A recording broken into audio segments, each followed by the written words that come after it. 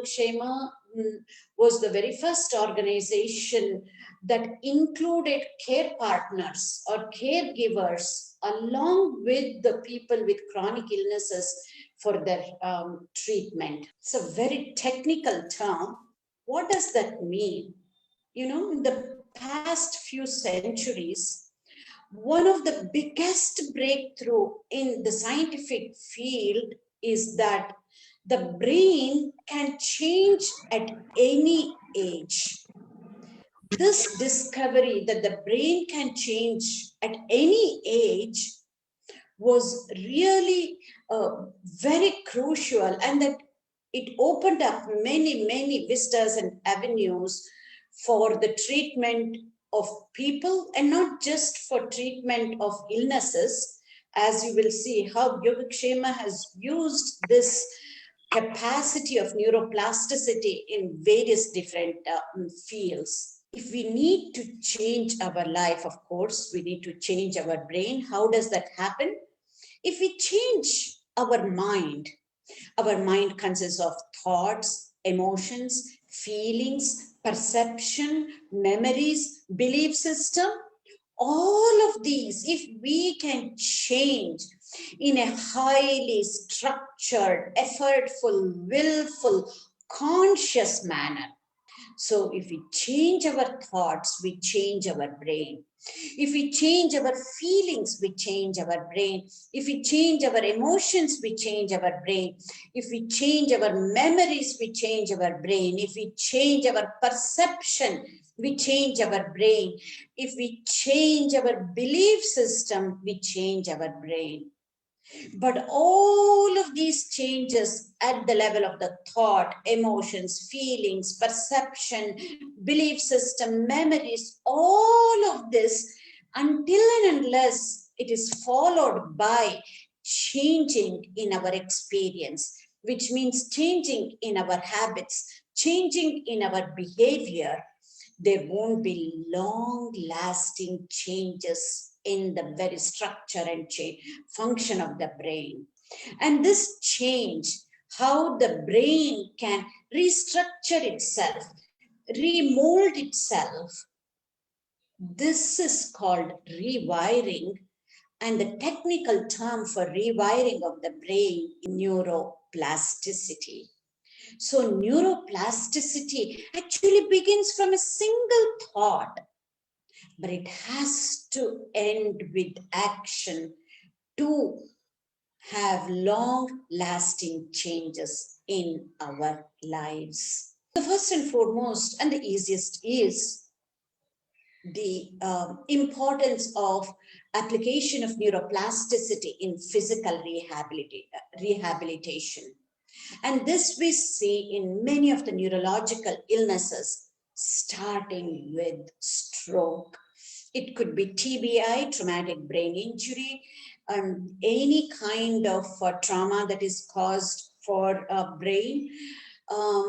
It could be in Parkinson's disease. Any of this physical rehabilitation improves a whole lot, and the mechanism of this rehabilitation process, we now know as scientists that it is through this process of neuroplasticity. Health issues at the emotional level, mental health issues, any chronic illness, doesn't even have to be mental health issue, but even if somebody is going through a physical illness, if it is chronic illness, it does affect our mind because of the very close connection between the body and mind. We all know that.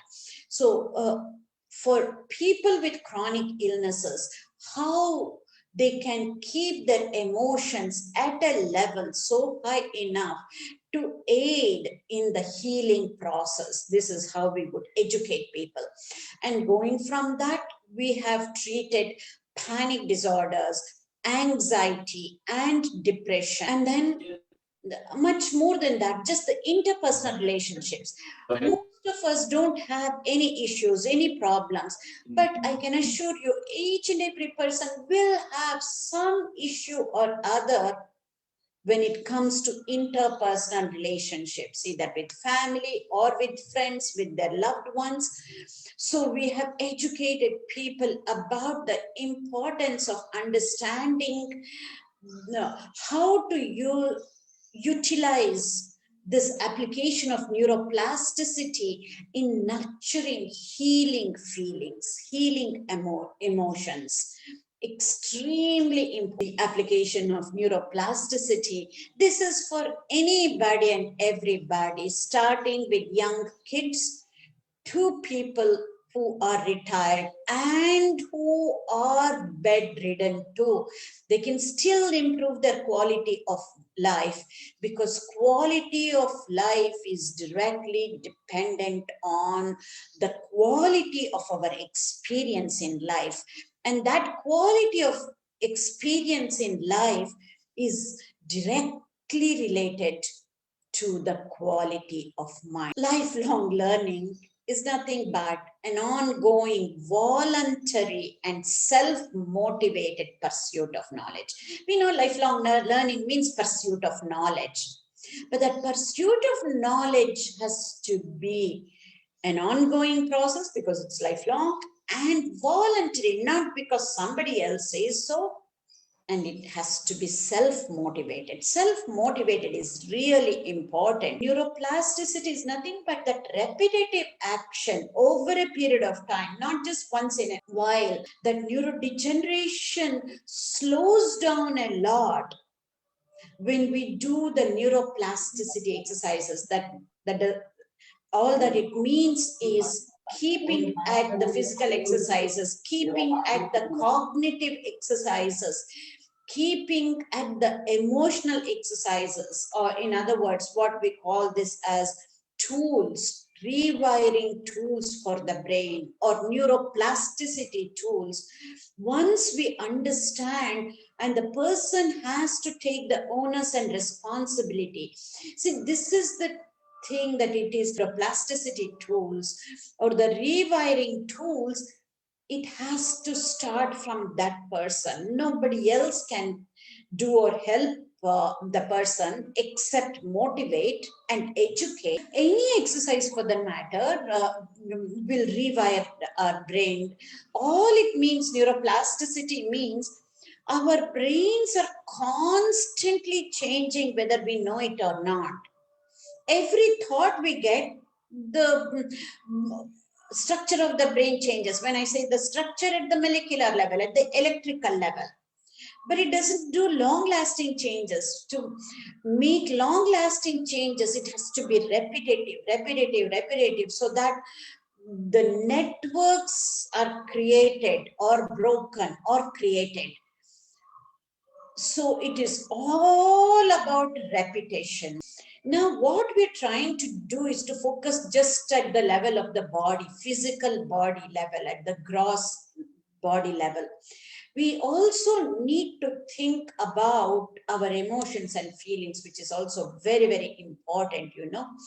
So for anything to have a proper attitude, even to face any illness that we get, or to face old age, face the limitations one might have in one's life, that proper attitude is very important.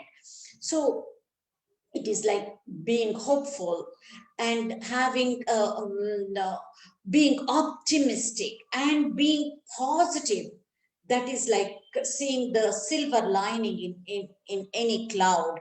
It starts from there. Learning something new, extremely important. Learning something new, and if possible, teaching that to somebody is even more fruitful.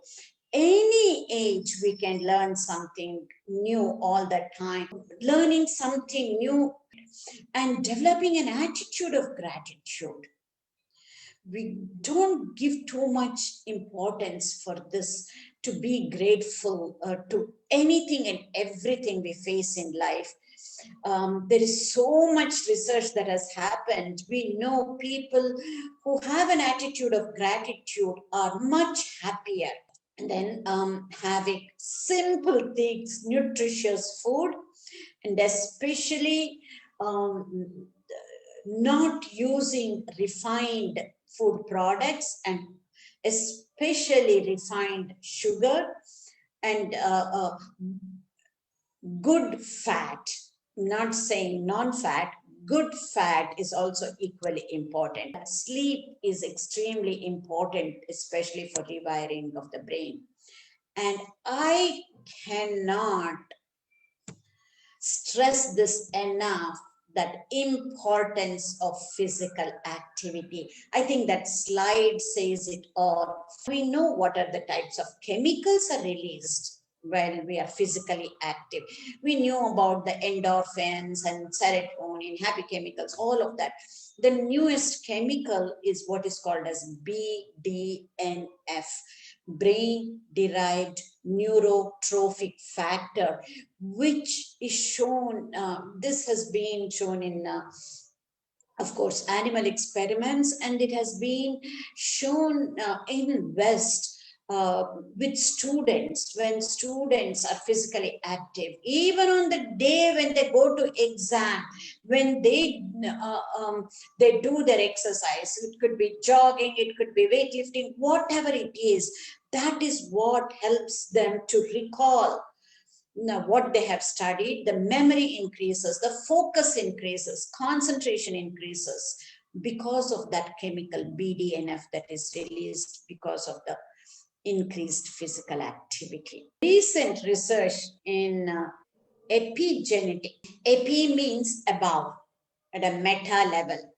Yes, genes play a huge role. This is the debate that was happening a couple of decades back, and now we know for sure. At that time, there was a clear-cut distinction between nature and nurture. In other words, how much do the genes play a role, and how much is the environment plays a role? And there was so much debate, so much research that went on for the past few decades. Now we know both play a huge role. And even though we are born with certain predisposition because of the genes that we carry, it is possible to make lifestyle changes such that those genes need not get expressed, and self-directed neuroplasticity happens when we forgive.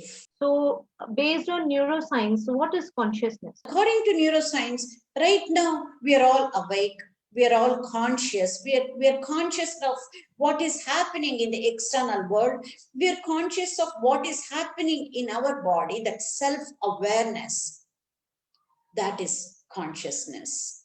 When there is a hearing impairment, when there is visual impairment, yes, definitely. But again, from a research perspective, there is so much research that is happening that blind people are able to see now. It's not that we need this sense organ as the eye to be able to see. Research shows we can place electrodes on the tongue, and these electrodes will pick up the signals, and then the person will be able to see. Body computer interaction research. Yeah. When we conduct workshop for people who are undergoing depression, until and unless they're able to cognize, comprehend, it will be tough.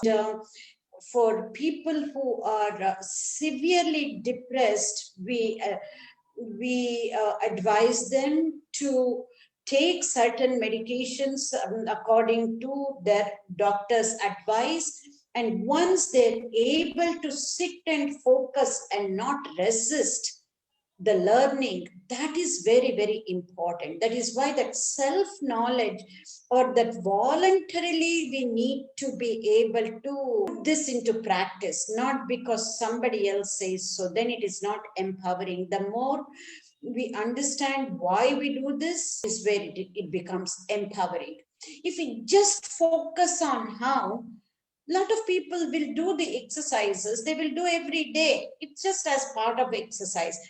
And if we don't understand how this exercise is helping at a deeper level, then it is not empowering. a certain amount of self-motivation, certain amount of feeling empowered, that they want to feel empowered, that they do want to come out of whatever that they're going through, has to be there for this to work. Using mindfulness as a way to overcome ADHD has been established. See, it is not like giving out medicine like usually what is done for ADHD kids. But depending on the age of the kid, the parent has to work with the kid to do this mindfulness breathing. The neurotransmitters, how are they released? It depends on our thoughts, our emotions, and feelings. It is all about managing our thoughts, managing our emotions, and our feelings. Thank you.